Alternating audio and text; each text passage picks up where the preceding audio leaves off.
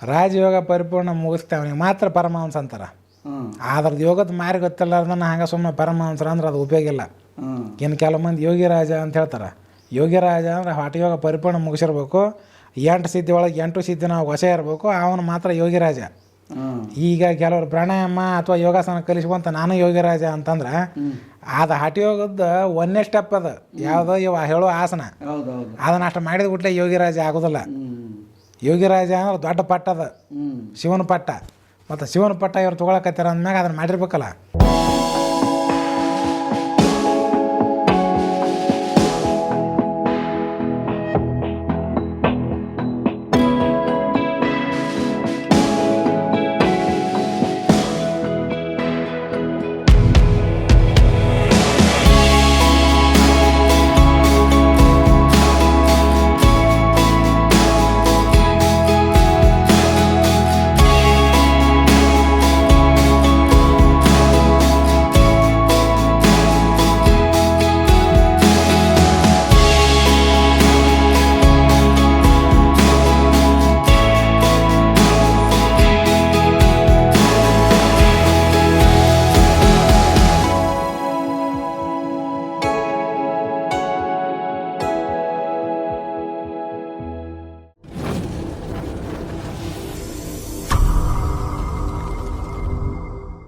ನೀವು ಹೇಳಿದ್ರೆ ಅನೇಕ ಥರ ರಾಜಯೋಗಗಳು ಇದ್ದಾವೆ ಅಂತ ನೀವು ಹೇಳಿದ್ರಲ್ವಾ, ಯಾವ್ಯಾವ ರಾಜಗಳು ಯಾವ್ಯಾವ ಥರ ಇದ್ದಾವೆ? ನೀವು ಈಗ ನಾವು ಒಂದು ಕಲಿಸ್ತಾ ಇದ್ದೀವಿ, 6 ತಿಂಗಳಲ್ಲಿ ಕುಂಡಲಿನಿ ಆ್ಯಕ್ಟಿವೇಶನ್ ಮಾಡುವಂಥದ್ದು, ಆಮೇಲೆ ಇನ್ನೂ 6 ತಿಂಗಳಲ್ಲಿ ಥೈರಾಯ್ಡ್ ಆ್ಯಕ್ಟಿವೇಶನ್ ಸಮಾಧಿ 1 ಇಯರ್ ಕೋರ್ಸ್ ಆಗಿ ನಾವು ಕಲಿಸ್ತಾ ಇದ್ದೀವಿ. ಅದು ಕೆಳಗಿಂದ ನಾವು ಜಾಗೃತಿ ಮಾಡ್ತೀವಿ.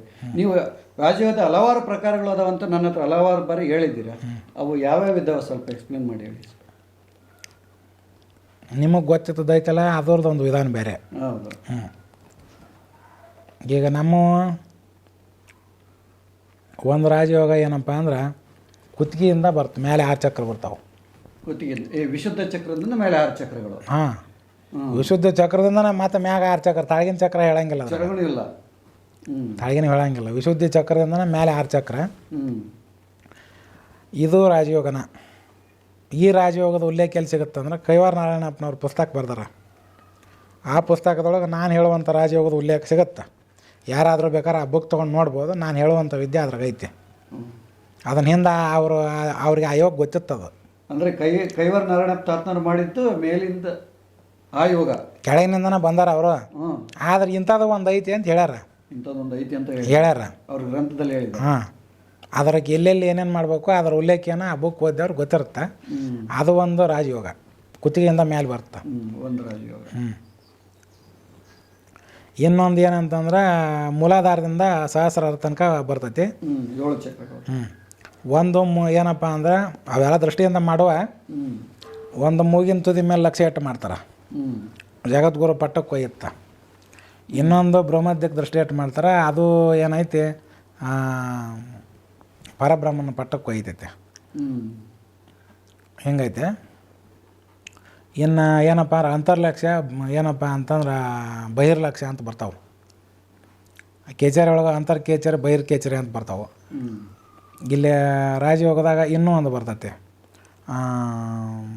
ಅವರು ನಾಮಸ್ಮರಣೆ ತೊಗೊಂಡಿರ್ತಾರೆ. ನಾಮಸ್ಮರಣೆ ನಾಮದ ಮೇಲೆ ನಾಮ ಹಾಕ್ಕೊಂತ ಹೋದ್ರಪ್ಪ ಅಂತಂದ್ರೆ ಅದು ರಾಜಯೋಗ ಸಿದ್ಧಿ ಆಗೋ ಹೊತ್ತಿಗೆ ತಾನು ಹೆಂಗೆ ಇರ್ತಾನೆ ಅದೇ ಟೈಪ್ ಒಂದು ಮನುಷ್ಯ ಪ್ರಕಟ ಆಕ್ಕನ ಅವ್ರಿಗೆ. ಮೊದಲು ಏನೋ ಮೂಗು, ಆಮೇಲೆ ಕಣ್ಣು, ಬಾಯಿ ಒಂದೊಂದು ಕಾಣಕತ್ತವ, ಹಿಂದಗಡೆ ಎದಿ ಮನುಷ್ಯ ಕಾಣಕತ್ತಾನ, ಅವ್ನು ಕೂಡ ಮಾತಾಡಕತ್ತಾನ. ಅದು ಒಂದು ವಿದ್ಯೆ ಐತೆ. ಪ್ರತಿಬಿಂಬದ ಅಥವಾ ತನ್ನಂಥ ಮನುಷ್ಯನ ಕಾಣ್ತಾನ.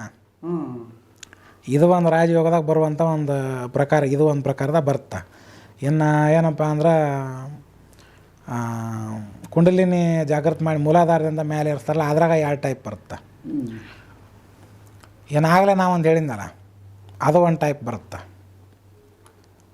ಇನ್ನೊಂದು ಏನಪ್ಪ ಅಂದ್ರೆ 8ನೇ ಚಕ್ರದಿಂದ ಮೇಲೆ ಬರುತ್ತೆ, ಅದು ಒಂದು ಟೈಪ್. ಹಾಂ, 8ನೇ ಚಕ್ರದಿಂದ ಮೇಲೆ ಅಲ್ಲೇ ಟೋಟಲ್ 5 ಆಗ್ರಿ. ಅವು ಯೋಗದೊಳಗೆ ಏನದಾವು ಅವ್ರವ್ರ ಗುರು ಸಂಪ್ರದಾಯದೊಳಗೆ ಅದಕ್ಕೆ ಬೇರೆ ಬೇರೆ ಪ್ರಕಾರದಾಗ ಹೇಳಿರ್ತಾರೆ. ನನಗೆ ಗೊತ್ತಿದ್ದದ್ದು ಏನದಾವಲ್ಲ ಇವು 5 ಟೈಪು ಬರ್ತಾವೆ. ಇನ್ನೂ ಅದಾವ, ಅವು ನೆನಪಿಗೆ ಬರೋಲ್ಲ ಈಗ ನನಗೆ.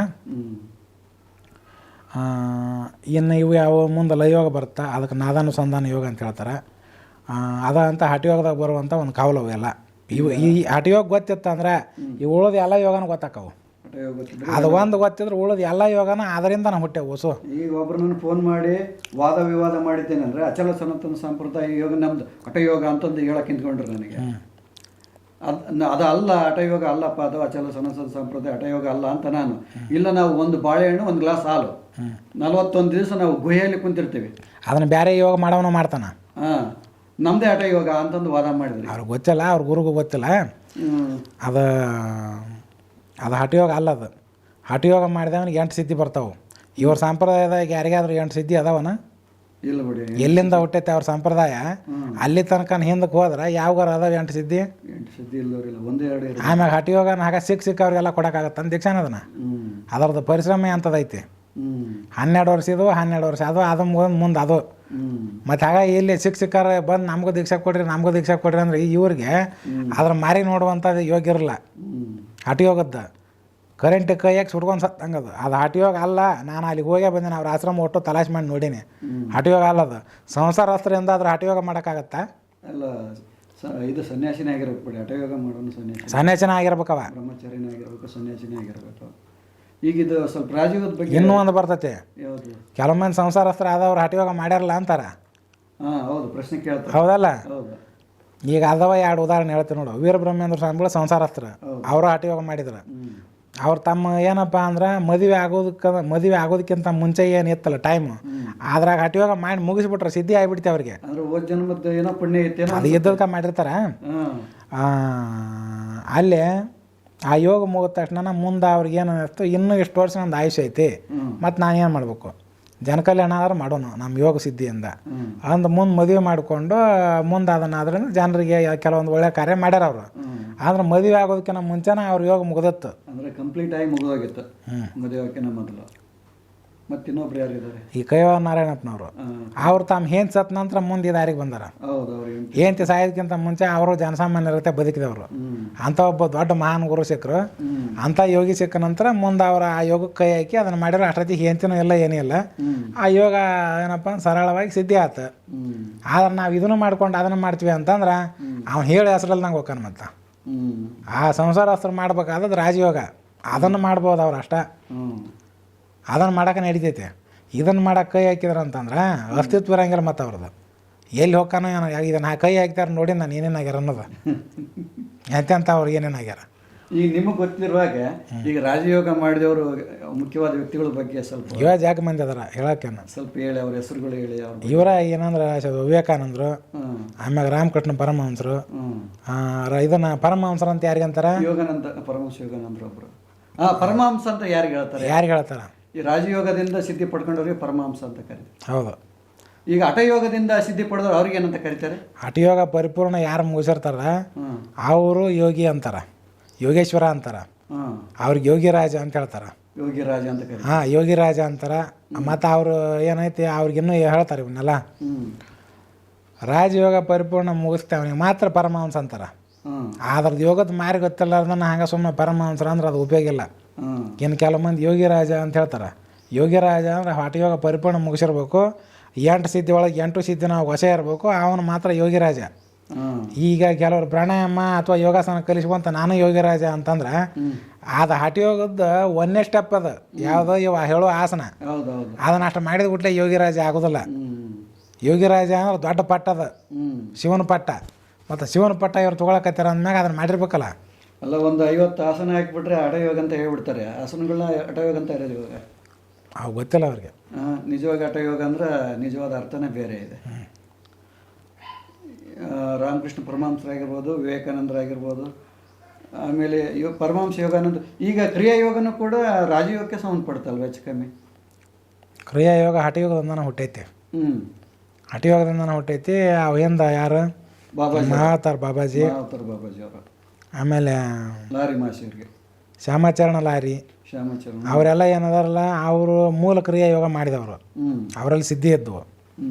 ಮುಂದೆ ಇವರು ಯೋಗಾನಂದರು ಬರ್ತಾರಲ್ಲ, ಅವರಲ್ಲಿ ಯಾವ ಸಿದ್ಧಿ ಇದ್ದವು? ಅವ್ರ ಹತ್ರ ಅಂಥದ್ದೇನು ಸಿದ್ಧಿ ಕಂಡಿಲ್ಲ. ಅದು ಮೂಲ ಕ್ರಿಯಾ ಯೋಗ ಅಲ್ಲ. ಮೂಲ ಕ್ರಿಯಾ ಯೋಗ ಅಲ್ಲ. ಅಂದರೆ ಶ್ಯಾಮಾಚರಣ ಲಾರಿ ಮಾಸ್ಟರಲ್ಲಿ ಇದ್ದು ಸಿದ್ಧಿಗಳಿದ್ದು. ಆದರೆ ಇವರಲ್ಲಿ ಆ ಥರ ಏನು ಮಾಡಿ ತೋರಿಸಿಲ್ಲ. ಇವರು ಯಾರೋ ಆ ಥರ ಮಾಡಿ ಅಂತ ಬರೆದಿದ್ದಾರೆ. ಅವರು ಗುರುವಿನ ಬಗ್ಗೆ ಗ್ರಂಥ ಎಲ್ಲ ಬರೆದಿದ್ದಾರೆ. ಬಟ್ ಇವ್ರೇನು ಆ ಥರ ಇದನ್ನ ತೋರಿಸಿಲ್ಲ, ಮಾಡಿ ತೋರಿಸಿಲ್ಲ. ಇವ್ರು ಆ ಥರ ತೋರಿಸಿಲ್ಲ. ಮತ್ತು ಇವರಲ್ಲಿ ಯಾವ ಅಂಥವಿಲ್ಲ, ಅದು ಮೂಲ ಕ್ರಿಯೆ ಯೋಗ ಅಲ್ಲ. ಅದು ಇರಲಿ. ಈಗ ಮುಂದೆ ಇನ್ನೂ ಏನಾರು ಬೇರೆ ಇದ್ದು ಅಂದ್ರೆ ಕೇಳಿ. ಈಗ ರಾಜಯೋಗದಲ್ಲಿ ಸಿದ್ಧಿ ಪಡೆದವ್ರಿಗೆ ಯಾವ ರೀತಿ ಸಿದ್ಧಿಗಳು ಬರ್ತವೆ ಅಂತ ಸ್ವಲ್ಪ ಹೇಳಿ. ಅವ ಮಾನಸಿಕವಾಗಿ ಕೆಲವೊಂದು ಸಿದ್ಧಿ ಬರ್ತಾವೆ. ಅಂದರೆ ಮಾನಸಿಕವಾಗಿ ಕೆಲವೊಂದು ಸಿದ್ಧಿ ಬರ್ತಾವೆ. ಭಾಳ ದೂರ ಇರುವಂಥದ್ದು ಕಾಣುವುದು ಅಥವಾ ದೂರ ಇರುವಂಥದ್ದು ಕೇಳೋದು. ಮತ್ತು ಕೆಲವೊಂದು ಏನೈತಿ ದೇವತೆಗಳ ಆವಾಹನೆ ಆಗುವಂಥದ್ದು ಅವು ಎಲ್ಲ ಗುರ್ತಾಕ್ಕವು ಅವ್ರಿಗೆ. ಕೆಲವೊಂದಿಷ್ಟು ಗೊತ್ತಾಕ್ಕವು. ಹಠಯೋಗದೊಳಗಿದ್ದಂಥ ಸಿದ್ಧಿ ವೈಭವ ಇದ್ರಾಗಿಲ್ಲ, ಅವು ಬರಲ್ಲ. ಅಂದರೆ ಹಠಯೋಗದಲ್ಲಿ ದೈಹಿಕ ಸಿದ್ಧಿಗಳು ಅಷ್ಟಮ ಸಿದ್ಧಿಗಳು ಸಿಗ್ತವೆ, ರಾಜಯೋಗದಲ್ಲಿ ಮಾನಸಿಕ ಸಿದ್ಧಿಗಳು ಇಲ್ಲಿಂದ ಮ್ಯಾಗ ಮೇಲೆ ಪ್ರಾಪ್ತ ಆಗ್ತವೆ. ಇಲ್ಲಿಂದ ಮ್ಯಾಗ ಏನು ಬರ್ತಾವೆ ಅವು ಬೇರೆ, ಇಲ್ಲಿಂದ ತಳಗೆ ಬರುವ ಅವು ಬೇರೆ. ಅವು ಬೇರೆ. ಬಟ್ ಇದು ಕೆಳಗೆ ಬರೋದಕ್ಕೆ ಬ್ರಹ್ಮಚರ್ಯ ಅಗತ್ಯ ಇದೆ, ಮದುವೆ ಆಗಿರಬಾರ್ದು. ಇವು ಮೇಲೆ ಮಾಡೋದಕ್ಕೆ ಗೃಹಸ್ಥನ ಕೂಡ ಇಂಥವೆಲ್ಲ ಮಾಡ್ಬೋದು, ಅದಕ್ಕೇನು ಅವಶ್ಯಕತೆ ಇಲ್ಲ. ಈ ನಮ್ಮಲ್ಲಿನ ಯೋಗ ಅದಾವಲ್ಲ, ಇವಕ್ಕೇನು ಬ್ರಹ್ಮಚರ್ಯದ ಅವಶ್ಯಕತೆಯಲ್ಲಿ ನಡೀತಾವೆ. ಹಠಯೋಗ ಮಾಡ್ಬೇಕಾದ್ರೆ ಕಂಪಲ್ಸರಿ ಬೇಕದ. ಅದಕ್ಕೆ ಯೋಗದ ನಿಯಮ ಅದ, ಇದಕ್ಕೆ ಇದಕ್ಕಿದು ಅಂತೇಳಿ ಹಂಗೆ ಮಾಡಿ ಅವನಾಕತ್ತೆ. ಇನ್ನು ಅವ್ರ ಸಿದ್ಧಿಗಳನ್ನು ತೋರಿಸ್ಯಾರ ಅಂತಂದ್ರೆ ಯಾವುದೋ ದೇವಿನೋ ಅಥವಾ ದೇವತೆಗಳನ್ನ ಉಪಾಸನೆ ಮಾಡಿ ಆದರೂ ಒಂದು ಶಕ್ತಿಯಿಂದ ಹಿಂಗೆ ತೋರಿಸ್ತಿರ್ತಾರೆ, ಅವ್ರ ಕೃಪೆಯಿಂದ ತೋರಿಸ್ತಿರ್ತಾರೆ.